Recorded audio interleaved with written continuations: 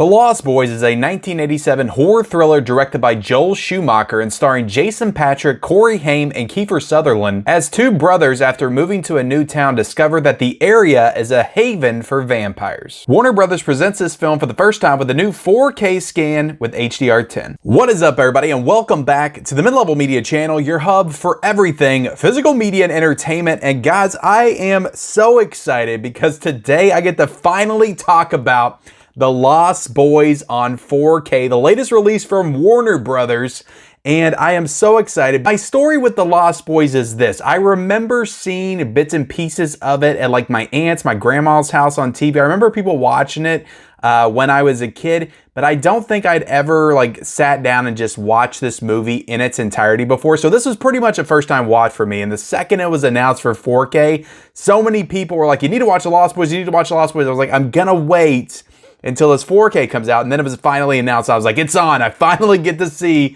The Lost Boys. I get to see what everybody's talking about, because this is one of the most beloved films from the 80s, I feel like. Like, everybody talks about this movie. Everybody gets excited about this movie, talking about it, and everybody was so looking forward to this 4K release. So we're going to talk about the 4K release. We're going to talk about the movie, the transfer. Is it worth upgrading? Is it worth the hype? Did Warner Brothers do a good job, or did they botch it? I will let you know all of that in this review. But before we get into it, before we talk about it, subscribe to the channel if you haven't already. I talk about Blu-rays and 4Ks on this channel like crazy. If you like that kind of stuff, you like owning the movies that you love, all that stuff there behind me, definitely hit that subscribe button. We do videos on physical media every single day on this channel. Then like this video and comment down below, guys, what's your thoughts on The Lost Boys. But let's get started. I'm stalling on this one. Let's talk about the movie. Let's talk about my first time, pretty much my first time experience with The Lost Boys, and I watched it on 4K. So look, I don't want to disappoint anybody. I'm going to rip the Band-Aid off right here. I like this movie. I did like it. I enjoyed it. I did not love it. So I did really enjoy this movie, though, for its 80s charm. Like, I can always enjoy and appreciate just this time period, the 80s. They just don't make movies like this anymore. It's just such a specific time period. And like almost every movie that takes place in the 80s or is set in the 80s or was made in the 80s just has that specific feel that I just vibe with. I was born in the 80s. I grew up in the 80s, the 90s. So I just vibe with that style. So I can appreciate this film on that level just for the 80s charm and the overall cool factor. I mean, I can absolutely see why it's so beloved, so iconic. It's a fun cast. It has some memorable characters and moments that I've seen and heard, I feel like, referenced many times in my life. I mean, the saxophone player was definitely a highlight of this movie for sure. That's the thing that I was looking for. Is I see people wearing t-shirts with a saxophone player. Like, who the hell is this saxophone player? Is he like a vampire in the movie? Like, what's going on with the sax player? And then you get to the moment in the movie, it's pretty early on. And now he's just the guy that's performing at the carnival. He's playing the sax while everybody's listening.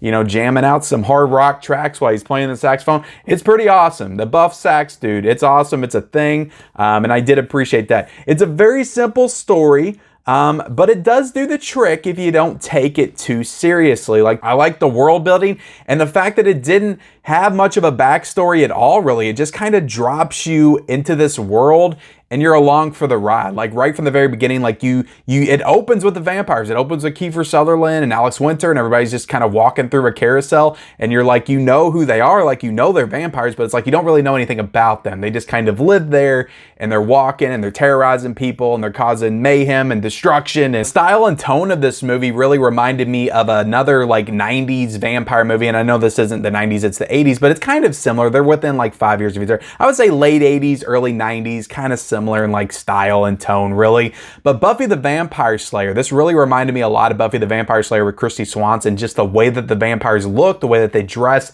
just their style and swagger. But I love Buffy the Vampire Slayer. I grew up with that movie, never watched this one, but again, it feels like it has kind of it feels like they both play in the same universe. Like, if you told me Buffy took place in the Lost Boys universe, like, I would buy into that. Like, that would be a cool like cross friend. Maybe they did cross those at some point. I don't know. Maybe there was a comic book, Buffy the Vampire Slayer versus Lost Boys. I don't know. Let me know in the comment section below. I don't know too much about this universe. I thought, just as far as like the characters, the performances and all that stuff, Kiefer Sutherland was definitely the standout and the highlight for me as David. All the other vampires, even Alex Winter, just kind of felt like afterthoughts. And I think this was a couple years before, or maybe like 1 year before Bill and Ted. So I don't know if Alex Winter has really popped as an actor yet, but he's in the movie and you recognize him. You're like, oh, it's Alex Winter, but he doesn't really do anything and he doesn't really have a personality. Like none of the other vampires really have like a personality except for Kiefer Sutherland. They're all just kind of standing in the background laughing and doing whatever. But I mean, Kiefer as David, he had a lot of charisma and psychology to his performance, which especially in a movie like this that's not meant to be taken too seriously, I really appreciate it because he brought a lot to that character and that performance, and in turn to this movie to kind of elevate it for me. So I really appreciated his performance. Haim is fun as the younger brother. I like the dynamic between him and his older brother, which we'll get to his older brother here in a second. Also with Feldman, it's always cool to see, you know, Haim and Feldman. They're kind of built up as such a team from the 80s. I don't feel like I've seen enough of their movies together, but every time they're together in a movie, you know, you can just tell they have that like natural chemistry with each other. I always love Diane West and everything that she's in. I did not know she was in this movie. Maybe I knew, but I don't know. I didn't know until I started watching. I was like, oh, it's Diane West. She kind of feels like my own mom because I've just grown up watching her in movies like Edward Scissorhands and Parenthood and other stuff like that. So I just feel like I've grown up watching her. So every time I see her, it's just like, oh, there's my mom, my movie mom, Diane West. So I was happy to see her show up in the movie. The makeup and practical effects are outstanding. I thought that they were freaking awesome. Really well done. Looked great. For me, though, getting into the negatives a little bit here, you know I gotta have some negatives with this one. I didn't love it. So getting into the negatives here, I just don't have enough of that nostalgic root to love it like most of those who grew up with it. Like it's a very nostalgic driven type movie. So if you grew up with it, if you love it because you grew up with it, like I completely understand that. I just don't have that there. And I kind of feel like that's necessary. But again, let me know if you just watched it for the first time and you love the movie and it's one of your favorites of all time, let me know in the comment section below because I think that's super cool. But I just feel like it has to be a little rooted in nostalgia for you to really love this movie and like put it in your top 10 or top 20 of all time or anything like that. So again, didn't love it, and I feel like I needed that. If I'd watched this when I was a kid and grew up with it, I may love it. I don't know, because some people look at me weird when I say Beetlejuice is in my top 5 movies of all time. And again, maybe if I had not seen that movie since I grew up or as a kid and all through me growing up, maybe I wouldn't love that as much. And I think that kind of is the same thing here. But Jason Patric as the lead character, I can't remember his name in the movie.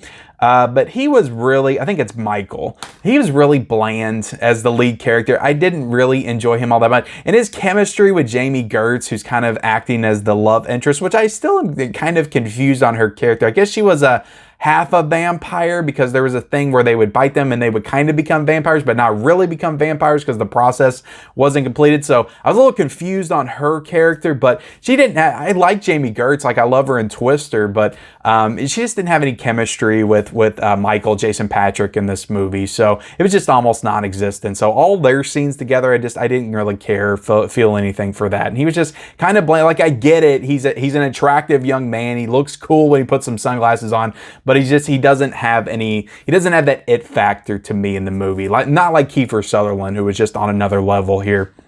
It takes way too long also to get to the actual reveals and horror moments of the movie. Like we're an hour into this movie. I was like, how is this even a horror movie? Like they haven't even done anything. Like, yeah, they've shown like them flying and like picking people up, but they don't show anything. Like they just show like people looking up and somebody coming down to get them. And that's it. Like they don't show anything. There's no like aftermath. There's no like blood or guts or anything like that. So it just takes too long to get to any like actual horror moments to the point where I was like, is this actually a horror movie? Like when is something going to happen? And then it finally does. There's like a reveal, a big thing that happens, and you get to see some blood, you get to see some vampire carnage and all that kind of stuff. And that was really cool. Like I appreciate that, but it just took a little too long to get there. I wish they would have sped things up just a little bit. And there's just almost no gore except for like one scene that I'm talking about. There's some other like slimy moments and things that happen, but it's almost like in place of what actual blood should be. So it kind of feels very tame. And again, it's rated R. So I just feel like they could have went for it a lot more in this movie. It just feels like way too much focus on the style and the coolness and not as much on the actual like horror and gore. And I just wanted a little bit more of that kind of stuff in the movie because I think they could have really went there with it.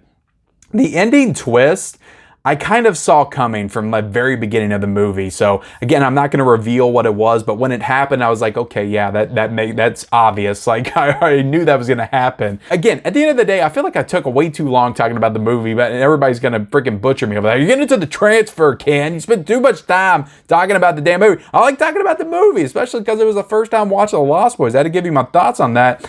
But yeah, I really enjoyed the movie though. Really enjoyed it. I will give it a 3.5 out of 5. Now let's get into the actual transfer of this because guys, look, if you're a lifelong fan of The Lost Boys and you love this movie, I'm telling you right now, Warner Brothers did you proud. They did you proud with this transfer. You have nothing to worry about. There should be, if anybody talks crap about The Lost Boys transfer, please send them to me. Come on, guys. What are you doing here? Nobody better talk crap about this one. There is no divisiveness here at all. It's not like Friday the 13th or Heat. This is 100% an awesome 4K transfer. This looks excellent. Warner Brothers did a spectacular job on cleaning this up. I did pop in the Blu-ray for a little bit to get some reference and just kind of compare the two, but I really only watched like the opening sequence on the Blu-ray. It wasn't like Friday the 13th where I watched them both like almost back to back, but I watched the Blu-ray just to kind of see the comparison because I'd never seen the movie before, so I was trying to compare the two. And there is a stark difference for sure with the addition of that HDR, but this is a native 4K restoration from the 35mm negative with HDR10. So no Dolby Vision with this one. The Blu-ray here in this set is also different from the 2008 Blu-ray that came out, which I have right here, which I opened this up to look at the artwork. Some really cool artwork on this Blu-ray. And again, I haven't watched this movie, but I've had this Blu-ray in the collection for probably 2 or 3 years. I think I got it at like a Walmart's $5 bin or something one time. It was pretty cheap. I got it for, but it was cool Blu-ray artwork. I just want to show that off real quick. The Blu-ray on this one is supposed to be a new transfer, so it's a new scan on the Blu-ray. I don't think it's a 4K scan, but it's a new scan, new color grading on this Blu-ray to kind of match more of the 4K disc in this one. So new scan on the Blu-ray and also the new 4K disc as well, and you get both of those in this set. But yeah, really great transfer, tons of detail and clarity. Like lots of scenes are set at night in this movie and they just looked amazing with that contrast and those black levels, just super clean, super dark and crisp, and you could just see everything. It's not like Friday the 13th where you could see things. Again, I had to feel like I had to stress that a little bit, but you could just see everything, every little moment, every little detail, and just the visuals in this movie look spectacular. The carnival setting, like in the beginning, and again, the whole movie's not set at the carnival, but quite a few scenes are set in the carnival, especially towards the beginning of the movie. But that provided tons of moments that really popped and shined with this transfer. Several scenes just are bathed in orange, like the ending, the whole ending in the house is all like bathed in red, and it just really looks incredible, shining off the characters, very detailed faces. In this movie, again, I cannot say enough about the facial detail. Like some of the close-ups in this movie showing the facial detail, it just looks amazing, incredible. Like everything is crystal clear. There are moments in this movie where I actually felt like I was watching a 2022 movie, like on streaming or something, or a new movie that just came out. Like it looked brand new. Like it looked like, again, I noticed the actors. I was like, there's no way this is new because all these actors that I know are very young, but it kind of tricked me there for a second. I was like, is this a brand new movie? Like what's going on here? It looks that good, guys. I'm telling you, this is an excellent transfer. All the daytime scenes as well. I talked about the nighttime scenes, but the daytime scenes looked extremely bright and vivid as well. Some of those, I think it's where they at, Santa Cruz or Santa something or whatever town they're in. But all those sequences in the daytime, just with the beach and the water and the waves and the grass and the roads and the houses, like all that stuff looks excellent. Like everything in this movie looks incredible. So I cannot say enough good things about this transfer. I'm telling you right now, if you were on the fence, you're like, I don't think this is going to be better than my Blu-ray. It is. It is way better than your Blu-ray. I'm telling you right now because I did pop in that Blu-ray, but the audio for this is a DTS HD Master Audio 5.1 soundtrack, so I know some people are probably going to be disappointed that it did not come with 7.1 or Dolby Atmos, but again, I don't have that full sound system set up, so I cannot speak to that, but I'm sure it sounds amazing as well. Features on this one, you do have all these special features that were ported over from the Blu-ray, so all the special features that are on this 2008 Blu-ray are on this. There's nothing new, so I got to kind of mark against it there a little bit, because I always appreciate something new. Just give me something, whether it's a new audio commentary, just a 5-minute new interview or whatever. Like Corey Feldman couldn't come back and do a little interview here, or Jason Patrick. Like what's Jason Patrick up to? I looked at his IMDb, didn't seem like much. So he could come back and do like an interview or something. I don't know. It just seems like a missed opportunity. Diane West, like you could have got a few new interviews that's talking about this. And I know there's some good special features, some documentaries in here that probably give some good insight and good interviews with all the actors as well. But I just always appreciate something new. I mean, it is the 35th anniversary of this film. You tell me they couldn't get somebody to do something for this edition? You know, give me something new, Warner Brothers. Come on. But yeah, all the features are ported over from the Blu-ray. You do get an audio commentary on both the 4K and the Blu-ray disc in the set, but all the rest of the bonus features are on the Blu-ray disc. So getting into a little unboxing of this, and I'll kind of cut to a little unboxing, but the packaging on this, again, when it first came out revealed, you could do much better. Like you could have just done this. Like that's all you have to do. Or there was some other like artwork that was floating around before this was officially announced that would have been way better as well. But what's wrong with the original poster? Just use the original poster and put the 4K above it, and there you go. It's easy. But I will say, after watching the film and this bridge, seeing the bridge scene in the movie, like it does make sense. It is a real big scene in the movie, so it does make sense that would be the cover of this. So it makes me feel a little bit better, but again, they could have done better with the artwork there. But you know, all the stuff on the back's cool, and it's a nice slipcover from Warner Brothers for sure. But guys, that is my review on The Lost Boys on 4K. I hope you enjoyed it. Again, I had to do a little bit of a deeper dive into the actual movie because it was a first time watch, and I do like talking about the movies that I watch on here. So I hope you understand that and appreciate that. But hit the subscribe button if you haven't already. Like this video. Comment down below, guys. What's your thoughts on The Lost Boys? Are you going to be picking up this 4K? I will be leaving the link down below for purchase for this 4K version. And I do, at the end of the day, guys, I have to recommend this. It looks fantastic. I really enjoyed the movie. And if you're a fan of The Lost Boys, this is a must own. Right now, you can get it for $25.89. But yeah, like, comment, subscribe, turn on the bell notifications. Follow me on all my social media accounts. Those links are down below in the description. And we'll see you next time.